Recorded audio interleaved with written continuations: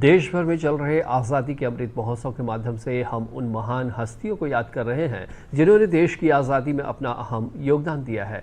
इसी कड़ी में आज पेश है असहयोग आंदोलन और राम नारायण चौधरी की कहानी।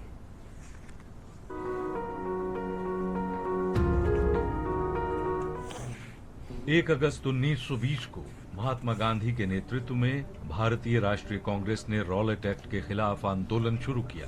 कहा जाता है कि ठीक 4 साल पहले 1 अगस्त 1916 को एनी बेसेंट और बाल गंगाधर तिलक के होम रूल आंदोलन ने असहयोग आंदोलन का मंच तैयार कर दिया था। दोनों आंदोलन भारत में स्वतंत्रता के लिए संघर्ष के इतिहास का अभिन्न अंग हैं। असहयोग आंदोलन की विशेषता ये थी कि ये गांधी जी के सिद्धांतों का पालन करते हुए शांतिपूर्ण और अहिंसक था। 22 फरवरी 1922 को उत्तर प्रदेश के चौरी चौरा में हुई घटना के परिणाम स्वरूप गांधी जी ने आंदोलन को निलंबित कर दिया। ये एक उल्लेखनीय आंदोलन था जिसमें लोग जिस तरह एकजुट हुए थे, ऐसा पहले कभी नहीं देखा गया। ये वास्तव में एक जन आंदोलन था जिसमें दूर दराज के गांवों और कस्बों से भी बड़ी संख्या में लोग शामिल हुए। आंदोलन ने ब्रिटिश प्रशासन को चौंका दिया और इसने लाखों भारतीयों को उत्साहित किया।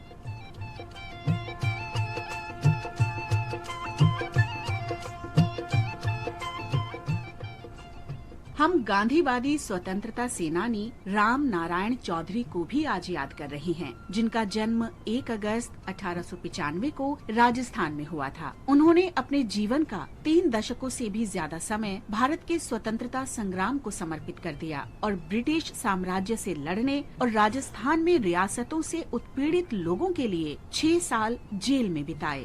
राम नारायण चौधरी जयपुर के महाराजा कॉलेज में इंजीनियरिंग की शिक्षा प्राप्त करते हुए क्रांति दल में शामिल हुए। वो बाल गंगाधर तिलक, अरबिंदो घोष और स्वामी विवेकानंद के सिद्धांतों से आकर्षित हुए थे। 1915 में कलकत्ता में एक छात्र के रूप में गांधी जी के भाषण को सुनने के बाद उनके जीवन ने अहिंसक क्रांति की ओर मोड़ ले लिया। राम नारायण ने विदेशी शिक्षा के प्रस्तावों को अस्वीकार कर दिया और इसके बजाय खुद युवाओं को शिक्षित करने का विकल्प चुना। 1917 में वो जमुना लाल बजाज से जुड़ गए और वर्धा में मारवाड़ी एजुकेशन सोसाइटी में पढ़ाना शुरू कर दिया।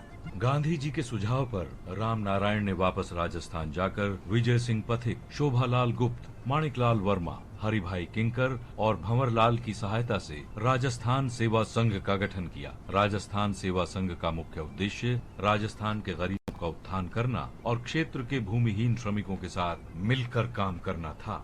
1920 से राम नारायण और उनकी पत्नी अंजना देवी दोनों ने अपरिग्रह और तपस्या के सिद्धांतों का पालन करना शुरू कर दिया। उन्होंने खादी को जीवन के अभिन्न अंग के रूप में स्वीकार किया। नमक मार्च राम नारायण के जीवन में वीरता, शक्ति और जिम्मेदारी का नया अनुभव लाया। नमक मार्च के दौरान राम नारायण ने साबरमती आश्रम की प्रशासनिक जिम्मेदारियां संभाली। बाद में वो 5 अप्रैल 1930 को दांडी मार्च में गांधी जी के साथ शामिल हो गए। गांधी जी की सलाह पर वो जल्द ही अजमेर के लिए रवाना हुए और नमक उत्पादकों से कानून की अवहेलना करने का आग्रह किया। इस भाषण के बाद राम नारायण को गिरफ्तार कर अजमेर केंद्रीय कारागार भेज दिया गया।